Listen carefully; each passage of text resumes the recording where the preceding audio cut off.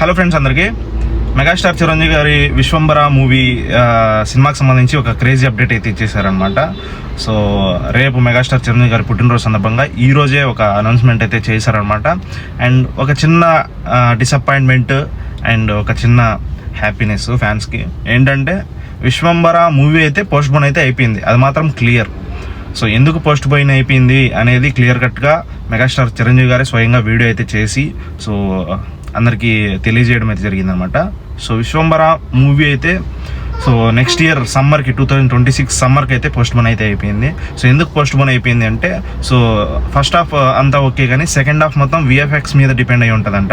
So movie మొత్తం so అందుకోసం graphics work delay అవ్వడం వల్ల మూవీ అయితే పోస్ట్ పోన్ చేస్తున్నారు. అండ్ ఇంకొక రీజన్ ఏంటి అంటే, సో రీసెంట్గా ఏ మూవీ విఎఫ్ఎక్స్ మూవీస్ వచ్చినా కూడా సో ఎక్కువ ట్రోల్ చేస్తున్నారు, సోషల్ మీడియాలో తెగ హడావిడి చేస్తున్నారు అనమాట.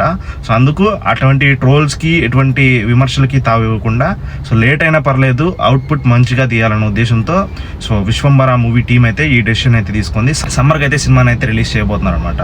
అండ్ ఇంకో విషయం ఏంటంటే, ఈరోజు సాయంత్రం 6:06 అయితే సో విశ్వంబర మూవీ నుంచి ఒక స్మాల్ గ్లిమ్స్ వీడియో అయితే ఒకటి రిలీజ్ చేయబోతున్నారు. అండ్ సమ్మర్కి అయితే సినిమా అయితే రాబోతుంది అనమాట. అది అప్డేట్.